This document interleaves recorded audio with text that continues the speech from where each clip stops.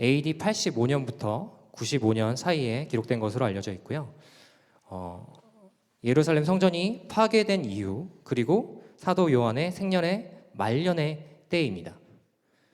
이 시기는 1세대 사도들이 거의 순교를 했고 2세대 신자들의 중심으로서 다시 한번 교회가 구성되는 과도기적 시기이기도 합니다. 그래서 이 시기에는 외부적인 핍박은 줄어들었어요. 성전의 파괴가 이미 됐기 때문에. 하지만 내부적으로 문제가 발생하기 시작했습니다. 그래서 우리 영지주의자들, 하나님께서 이영문 목사님께서 많이 말씀하셨죠. 이 문제를 교회 내부에서 일으킨 사람들이 영지주의자들이었습니다. 그들은 영은 선하고 육은 악하다고 주장하며 예수님의 성육신을 부인했습니다. 이는 다시 헬라 철학, 특히 이원론의 영향을 받은 사상이며 영적인 것을 고상하게 생각하고 신비적인 지식을 강조하는 사회적 분위기에서 발생한 사상입니다. 제가 쉽게 설명해 드리면 그들은 영적으로 깨달았다면 육체적으로는 어떠한 죄를 지어도 된다라고 생각하는 논리를 가지고 있었습니다.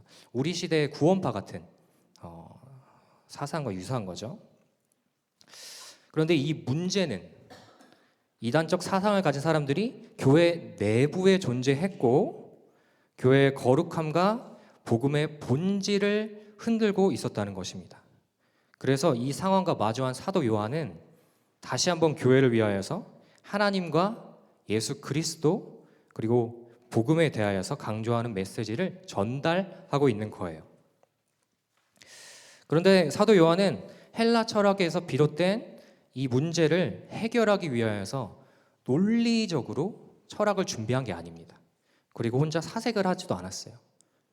오히려 오늘 본문 말씀은 아주 단순한 선언으로 시작합니다. 무엇이죠? 하나님은 빛이시라. 아멘.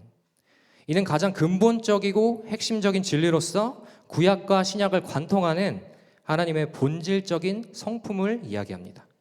그리고 사도 요한은 출처에 대하여서 1장 5절에 이렇게 밝히고 있습니다. 우리가 그에게서 듣고 너희에게 전하는 소식은 이것이니.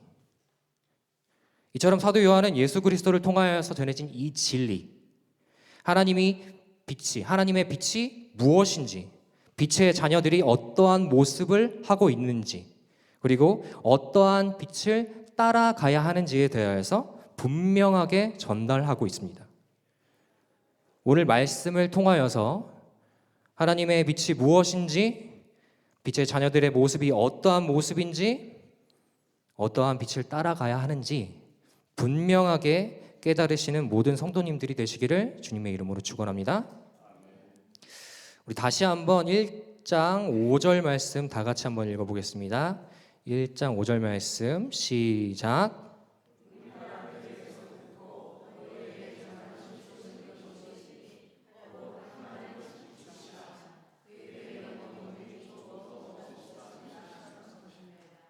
아멘. 우리에게 주어진 첫 번째 진리의 말씀은 하나님은 빛이시라입니다. 여기서 사도 요한은 하나님은 빛이신데 어둠이 조금도 없다라고 하는 거예요. 영어적 표현을 보면 나레로이라고 돼 있고 원어적 표현을 보면 이중 부정을 사용해서 없다라는 것을 매우 강조합니다. 순금을 어떻게 표현하죠? 99.99%의 금으로 이루어졌다고 얘기하죠. 그런데 100%의 순금은 없습니다. 이론적으로는 가능한데 물리적으로 100%의 순금을 만들어내는 것은 불가능하다고 합니다. 금에는 아주 미세한 불순물들이 포함되어 있고 은과 구리 같은 게 포함되어 있고 그로 인하여서 세밀하게 정밀하고 정제를 해도 0으로 만드는 건 불가능하다고 해요. 그래서 순도 100%의 금은 그런 표현은 사용할 수 없고 99.99%의 금이다라고 표현해야 한다고 합니다. 그런데 하나님은 어떤 빛이시라고요? 100%의 빛이라는 겁니다. 전혀 어둠이 없다라는 거예요. 평생 그림자가 우리를 쫓아다니잖아요. 그래서 우리는 100%의 빛을 본 적도 없고 경험한 적도 없습니다. 그렇기 때문에 완벽하게 이해할 수가 없어요. 이론적인 가정을 통해서 추측을 통해서 완벽하게 이해하려고 노력하는 것이지 불가능하다는 것입니다. 그러면 이 말씀은 이해할 수 없다는 것인가요? 라고 저에게 물어본다면 제 대답은 네입니다. 하지만 제가 여기서 말씀드리고 싶은 논지는 이해하는 것이 불가능하다가 아니라 영이신 하나님을 한낱 인간의 머리로 이해하겠다는 교만을 버리자는 거예요. 하지만 우리는 해가 눈부시잖아요. 그래서 해를 쳐다볼 수 없죠. 하지만 해로 말미암아 보이는 것들로 인하여서 해가 떴구나 라고 알 수 있습니다. 그렇죠? 이처럼 하나님의 빛 안에 거할 때 나타나는 증거들을 통하여서 우리가 하나님의 빛이 우리를 비추고 있구나, 하나님이 지금 여기에 계시고 우리가 그 빛 안에 거하고 계시구나를 어느 정도 알 수 있다는 거예요.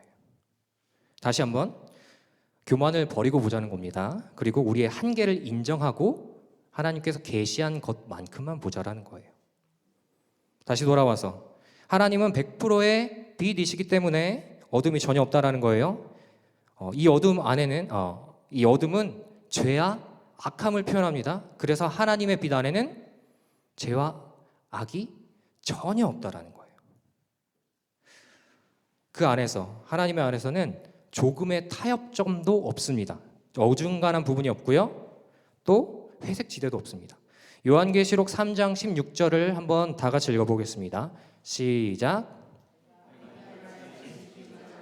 뜨겁지도 아니하고 차지도 아니하니 내 입에서 너를 토하여 버리리라. 아멘. 다시 말해서 미지근해도 안 된다라는 거예요. 빛이 날 것 같은데 조금 뜨거워지는 것 같은데 아니라는 거예요. 그런데 목사님, 이 말씀은 사실 미지근할 바에는 차가워도 된다라는 거 아닌가요? 라고 물어볼 수 있을 것 같아요. 그냥 들으면 애매하게 하지 말고 할 거면 하고 말 거면 마라 라고 들리기도 합니다. 하지만 이 말씀은 그 뜻이 아니에요. 이 뜻을 알기 위하여서 라오디게아 교회에 대한 라오디게아 물에 대한 지식이 조금 필요합니다. 라오디게아의 물은 유기물 성분이 좀 많이 포함되어 있었나 봐요. 그래서 미지근할 때는 맛이 좋지 않은 것으로 유명했습니다. 또 심지어 구역질이 나고 불쾌할 정도라고 표현을 했다고 해요. 그래서 수로를 통하여서 히에라폴리스에서 뜨거운 물을 가져와서 온천수나 치료의 목적으로 사용했고, 골로새서에서 물을 가져와서 차가운 물을 가져와서 식수로 썼다고 합니다. 즉 말씀에서의 뜨거운 물뿐만 아니라 차가운 물도 좋은 의미로 쓰이고 있다는 거예요. 다시 말해서 뜨겁지도 아니하고 차지도 아니하니라는 뜻은 너의 행실에 어떤 것도 좋은 것이 없다라는 뜻입니다. 미지근하니라는 표현은 또한 불쾌하고 구역질 나니 고로 내 입에서 토해버리겠다라는 뜻이 되는 겁니다. 하나님의 눈에는 애매하게 믿는 것과 믿지 않는 것은 사실 동일하게 보이고 있는 거예요. 왜? 하나님 안에는 중간 지대가 없기 때문입니다. 한 발은 빛에 두고 한 발은 어둠에 둔다? 불가능하다는 거예요. 본인은 걸쳐 있다고 믿겠지만 결국 그건 완전한 어둠 속, 순도 100%의 어둠 안에 있다는 것입니다. 하나님 앞에 애매한 믿음, 반쪽짜리 믿음은 용납되지 않습니다. 우리 모두가 완전한 믿음 안에, 완전한 빛 안에 거하시기를 주님의 이름으로 축원합니다. 6절 말씀 한번 다 같이 읽어보겠습니다. 1장 6절 말씀 시작.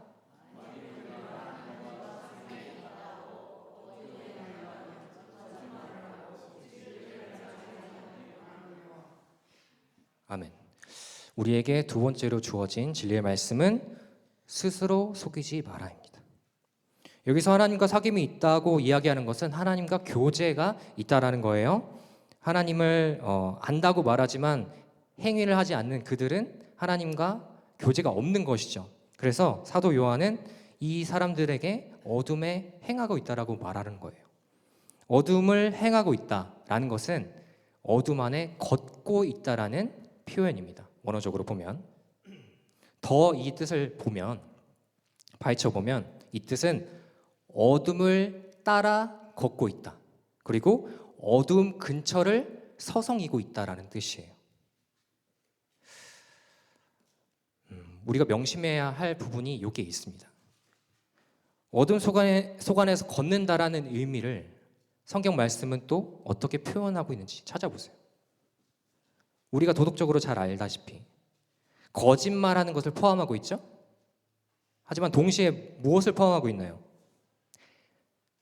진리를 행하지 않는 것을 포함하고 있다는 거예요. 이 내용은 2장으로 이어지는데 제가 사실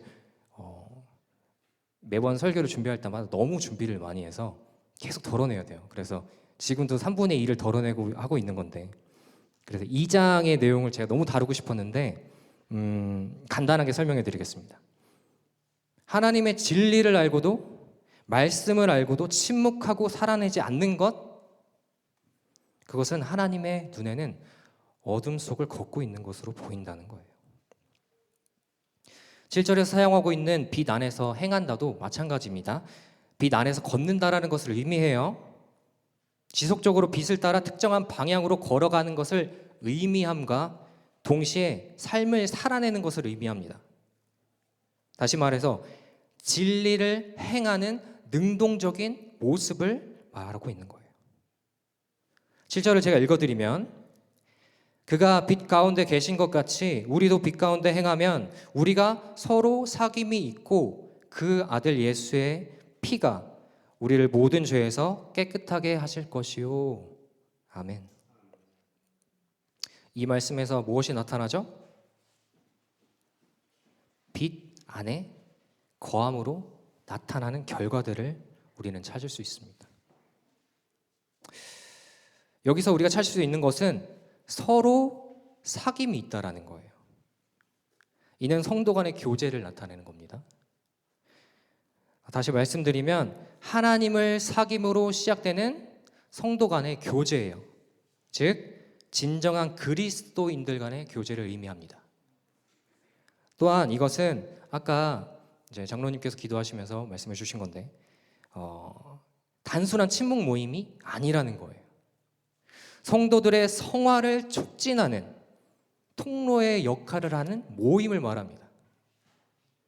그래서 성경은 이러한 모임이 성도들이 빛 가운데 걸어갈 때 나타나야만 하는 빛의 자녀의 모습이라고 이야기하고 있습니다.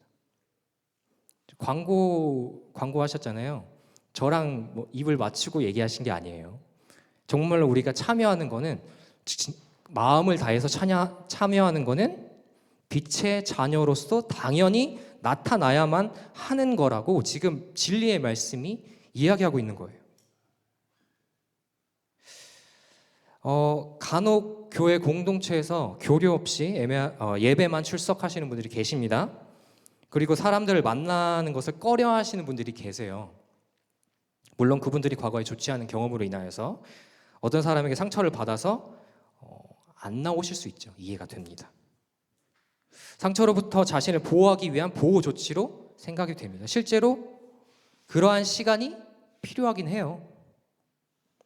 그리고 세상을 너무 열심히 살아가셔서 시간이 없으시고 일을 너무 열심히 하셔서 피곤하시니까 모임에 참여 못하시는 분들도 계십니다. 당연히 이해되죠. 충분히 그럴 수 있습니다. 하지만 제가 이해해 드리는 것과 하나님이 모든 것을 아시고 계시는데 어떻게 보고 계시냐는 다른 문제라는 거예요. 나를 힘들게 하는 사람들과 무조건 가깝게 지내라? 아니에요. 피곤해서 쓰러질 것 같은데 충혈되고 잠을 못 잤는데 나와라? 아닙니다. 하지만 좋은 그리스도인들과 교류하는 것, 교제하는 것을 포기하지 말라라는 거예요. 더 강하게 표현하겠습니다. 포기하면 안 된다라는 거예요. 우리가 빛 가운데 걸어갈 때 꼭 나타나야 하는 모습 중 하나가 성도 간의 교제이며 우리는 이를 통해서 더 하나님과 가까워질 수 있기 때문입니다. 그래서 사단이 속삭이는 거예요. 가면 안 된다고. 하지 말라고. 전도서 27장 17절 말씀 한번 제가 읽어드리겠습니다. 철이 철을 날카롭게 하는 것 같이 사람이 그의 친구의 얼굴을 빛나게 하느니라. 아멘. 거룩은 혼자 고립되어 잘하지 않습니다. 혼자 연마하고 폭포에 가서 폭포를 맞으면서 수련하는 게 아니에요. 신앙 공동체 안에서 때때로 충돌과 권면, 책망과 위로를 통해 다듬어지는 것입니다. 다시 말해서 다른 신자와의 교제를 통하여서 다듬어지고 하나님과의 관계가 깊어지는 거예요. 그게 그리스도인들, 기독교에서 말하는 신앙입니다. 어떤 신학자는 이렇게까지 이야기를 해요. 다른 신자들과의 교제는 하나님과의 진정한 교제를 보여준다. 우리 모두가 하나님의 빛 안에서 서로 교제함으로써 서로의 힘이 되고 더욱이 모두가 하나님과 보다 깊이 교제하시기를 주님의 이름으로 축원합니다. 1장 8절에서 10절 말씀을 한번 다 같이 읽어볼게요. 8절에서 10절 말씀, 8절부터 시작.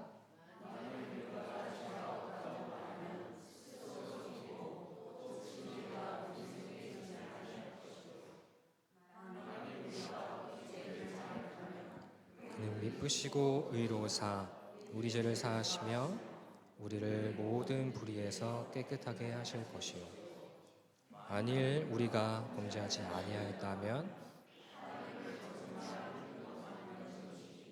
또한 그의 말씀이 우리 속에 있지 아니하리라. 아멘. 아멘. 여기서 사도 요한은 육체적 죄를 행하여도 괜찮다고 주장하는 영지주의자들에게 이것을 스스로 속이는 행위라고 경고합니다. 영지주의자 혹은 분리주의자들에게는 무지가 죄악이었습니다. 당시 헬라 철학의 영향을 받아서 그렇게 생각하고 있는데요. 지금 보면 조금 이상하죠? 그런데 생각해 보십시오. 지금 우리 시대에 물질 만능주의가 팽배하잖아요. 그래서 돈이 최고라고 여기는 사람들이 있고 우리도 그 안에서 살기 때문에 그들을 이해할 수 있어요. 어느 정도. 왜냐? 우리도 영향을 받고 있기 때문에. 그래서 우리가 그 시대의 사람들이 이상하게 보이는 것처럼 사실 후대에서도 우리가 이상하게 보일 수도 있어요. 다시 돌아와서 그 당시에 지식과 깨달음이 최고라고 생각했기 때문에 지적인 이해도가 높으면 선한 사람 그리고 대단한 존재처럼 보인 거예요. 그들에게는. 그리고 무지한 사람, 지식이 결핍이 있는 사람은 단순히 지식이 부족한 사람이 아니라 영혼이 타락한 상태에 있는 사람으로 보았다는 거예요. 이렇게 생각하는 사람들에게 사도 요한은 분명히 이야기하고 있는 것입니다. 뭐라고요? 그건 너희가 스스로 속이고 있는 거야. 너희 생각 안에 너희가 갇힌 거야. 너가 생각한 그 생각에 너가 속은 거야 라고 이야기하고 있는 것입니다. 어쩌면 그들은 지식적으로 많은 걸 알고 있는 지금 이 시대의 지식인층과 같은 모습일 수 있습니다. 죄송합니다. 그런데 그러한 지식이 충만한 사람들이 그 성경적이지 않은 지식으로 인하여서 스스로 속고 있다라는 거예요. 이렇게 스스로 속는 예는 생각보다 우리 주변에 가까이 있습니다. 나는 매주 교회 나가. 내가 몇 년을 교회 다녔는데, 내가 집사인데, 장로인데, 권사인데, 목사인데, 내가 교회 다닌 세월이 얼만데, 내가 성경책을 얼마나 많이 읽었는데, 이러면서 스스로 합리화하곤 합니다. 합리화는 스스로 속이는 거예요. 자신의 연수로, 자신의 지식으로, 지위로 거룩한 척, 거룩함에 근접한 척을 합니다. 그런데 문제는 실제로 그들은 그렇게 믿고 있는 거예요. 사도 요한의 표현을 빌려서 다시 이야기하겠습니다. 교회를 오래 다녀서 거룩하다고 주장하고 성경 지식이 많아서 하나님을 안다고 생각하고 교회에 보낸 시간이 많아서 자신이 남들과 다르다고 여기는 것은 스스로 속이고 있다라는 것입니다. 머릿속에 떠오르는 그 사람 있으시죠? 생각하시면 안 돼요. 자신을 돌아봐야 됩니다. 하나님께서 주신 진리의 말씀은 다른 사람을 판단하기 위한 정죄의 도구가 아니라 자신을 돌아보라는 말씀이에요. 거룩해지기 위한 진리의 말씀이라는 것입니다. 저를 포함한 모든 분들이 자신을 생각하셔야 돼요. 그렇다면 성경은 스스로 속이지 말고 어떻게 하라고 말씀하시죠? 죄를 자백하라고 말씀하십니다. 9절 한번 다 같이 읽어보겠습니다. 시작. 만일 우리가 우리 죄를 자백하면 그는 미쁘시고 의로우사 우리 죄를 사하시며 우리를 모든 불의에서 깨끗하게 하실 것이요. 아멘. 뭐라고 말씀하시나요? 죄를 자백함으로 스스로 속이지 말라. 죄를 자백하는 정말 귀한 모습이 성경 안에 기록되어 있는데 디모데전서 1장 15절 이렇게 기록하고 있죠. 사도 바울이 이야기한 건데 유명한 구절이죠. 죄인 중에 내가 괴순이라, 내가 가장 죄인이라고 이야기하고 있는 사도 바울을 볼 수 있습니다. 사도의 모습이에요. 초대교회에서 가장 존경받는 직함을 가진 사도인 바울조차 그가 죄인임을 겸손하게 고백하고 있는 것입니다. 그렇다면 우리는요? 우리를 돌아보셔야 돼요. 하나님의 말씀은 죄를 고백하라고 명령하는 것에서 끝나지 않았습니다. 감사하게도 끝나는 것이 아니에요. 9절 마지막에 뭐라고 하셨죠? 깨끗하게 하신다고 하셨어요. 이 깨끗함에 대하여서 보고 다시 회개로 돌아올 건데 7절과 9절 말씀을 볼 건데 7절은 제가 읽어드리고 9절을 같이 읽겠습니다.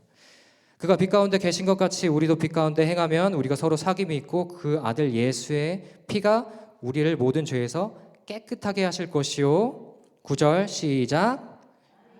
우리가 우리 죄를 자백하면 우리 죄를 사하시며 우리를 모든 불의에서 깨끗하게 하실 것이요. 아멘. 정리해드리면 죄를 고백하면 믿을만하고 의로우신 하나님께서 예수 그리스도의 피로 우리를 깨끗하게 하신다는 거예요. 세 번째로 우리에게 주어진 진리의 말씀은 깨끗하게 하실 것이다. 7절과 9절에 나타나는 깨끗함은 결과로서 우리에게 주어지는 것들입니다. 이 둘은 모두 예수 그리스도를 통해서만 이루어지는 깨끗함입니다. 하지만 9절은 좀 더 심화해서 이야기를 하고 있죠. 조건이 있습니다. 뭐라고요? 자백하면, 즉 회개하면. 다시 한번 회개함으로 돌아오는데 깨끗함의 단어를 가지고 돌아올 겁니다. 회개라는 것은 사실 우리가 죄인으로서 이 땅에 살아가면서 다시 죄를 짓고 넘어질 수 있는 것을 시사하기도 합니다. 믿는 사람들도 실수하고 넘어질 수 있다라는 거예요. 하지만 우리가 여기서 조심해야 하는 것은 거봐 다시 죄 지을 수밖에 없잖아 하면서 합리화하거나 거봐 나는 안 돼 하면서 좌절하는 것은 조심하셔야 돼요. 오히려 우리에게 주어진 회개는 우리의 연약함을 이해해 주시는 하나님의 긍휼함에서 비롯된 거룩한 헤아림입니다.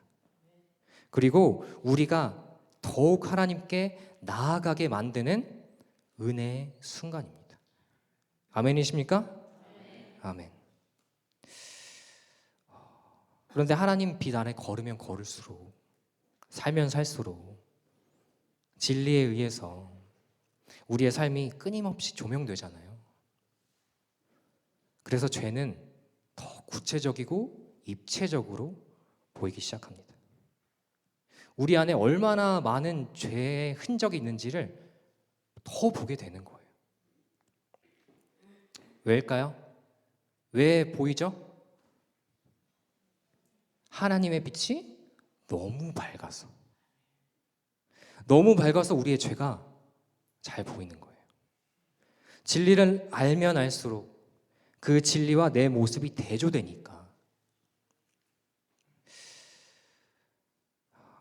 그래서 아이러니하게도 빛이 거하면 거할수록 우리가 얼마나 부족한지, 하나님의 기준에 못 미치는지, 얼마나 벗어났는지, 계명을 얼마나 어겼는지가 다 보이는 거예요. 이게 당연한 거예요, 사실. 난 왜 이렇지? 이것보다 내가 죄를 졌구나 라고 받아들여야 되는 거예요. 왜? 우리는 진리보다 깨끗할 수 없으니까. 하지만 때때로 새신자에게 이것은 넘어지는 이유가 되기도 합니다. 심지어 믿음이 좋아 보이는 사람들도 좌절해서 포기하기도 해요. 하지만 마귀에게 속으시면 안 됩니다. 우리가 때때로 넘어지고 죄를 발견했을 때 사탄은 죄책감을 유발하며 조롱하면서 속삭입니다. 거봐, 너는 안 돼. 또 그렇게 살잖아 하면서 포기하라고 권합니다. 그냥 너 살던 대로 살면 편해. 왜 그렇게 살아? 하면서 속삭이는 거예요.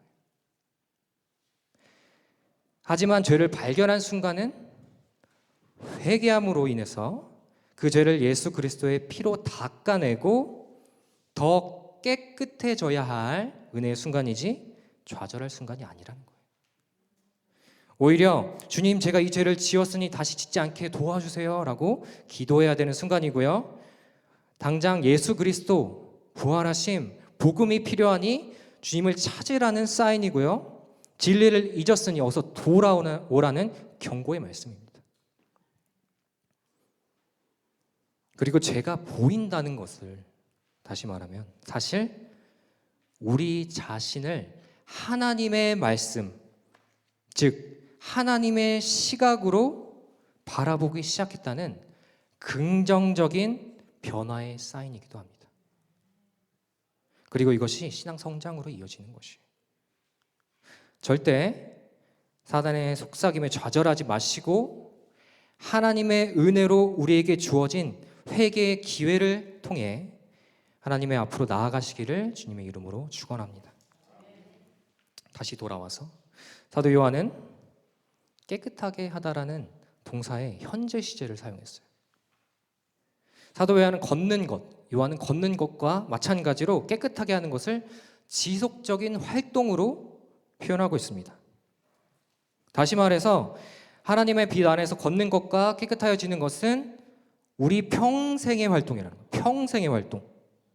신학적인 용어로 성화라고 합니다. 성화는 하나님께서 구원하신 사람들이 점점 거룩하게 변해가는 과정을 말합니다.